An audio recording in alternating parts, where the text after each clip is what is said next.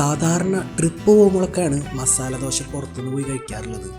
വീട്ടിലുള്ളപ്പോൾ അങ്ങനെ പുറത്ത് പോയി മസാല ദോശ കഴിക്കാറൊന്നുമില്ല. ഇന്ന് തൃപ്രയാർ പോകേണ്ട ഒരു ആവശ്യം ഉണ്ടായിരുന്നു. അപ്പോൾ ബ്രേക്ക്ഫാസ്റ്റും പുറത്തുനിന്നാക്കാന്ന് വെച്ചിട്ട് അറിയണോടൊക്കെ ഞാൻ ചോദിച്ചു തൃപ്രയാർ ഭാഗത്ത് എവിടെ നല്ല മസാല ദോശ കിട്ടാന്ന്. അപ്പോൾ കുറേ പേരൊക്കെ ഒരു സജസ്റ്റ് ചെയ്ത സ്പോട്ടാണ് ഇന്ന് നമ്മൾ പോകുന്നത്. So welcome to another video of wonder bites and adventures.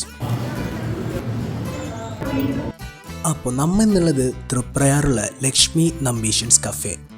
ഇവിടുത്തെ ഓണർ മോദിനൊക്കെ ആയിട്ട് ഫോട്ടോ എടുത്തിട്ടുണ്ടെന്ന് ഇവിടെ എഴുതി വെച്ചിട്ടൊക്കെ ഉണ്ട്.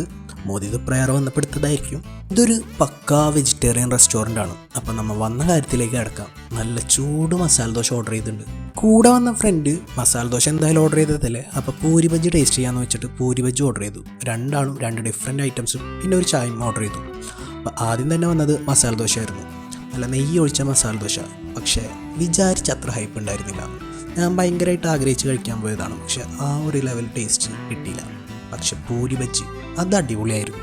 മസാല ദോശ കഴിക്കാൻ വേണ്ടി പോയിട്ട് മൂഞ്ചെങ്കിലും നല്ലൊരു പൂരി ബജ്ജി കിട്ടിയതുകൊണ്ട് ഞാൻ സംതൃപ്തനായി. പിന്നെ ചായയും അടിപൊളിയായിരുന്നു. കൂടെ തന്ന വടയും ചട്നിയിൽ മുക്കി കഴിക്കാൻ അടിപൊളിയായിട്ടുണ്ടായിരുന്നു.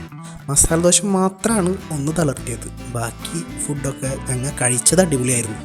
അപ്പം ഈ ഒരു ഷോപ്പിൻ്റെ ലൊക്കേഷൻ വന്നത് തൃശ്ശൂർ ജില്ലയിൽ തൃപ്രയാർ ശ്രീരാമസ്വാമി ക്ഷേത്രത്തിൻ്റെ അടുത്തുള്ള നമ്പീഷ്യൻസ് കഫേ. അമ്പലത്തിലൊക്കെ വരുന്നവരനുസരിച്ച് ഈ കടയെ പറ്റി ഞാൻ കൂടുതലൊന്നും പറഞ്ഞു തരേണ്ട ആവശ്യമില്ലല്ലോ. അപ്പം അല്ലാത്തവരനുസരിച്ചെങ്കിലും ഈ വഴി വരുന്നുണ്ടെങ്കിൽ ഈ കടയിലൊക്കെ ഒന്ന് കയറി ട്രൈ ചെയ്ത് നോക്കും, എന്നിട്ട് ഫീഡ്ബാക്ക് അറിയിക്കും. Thank you.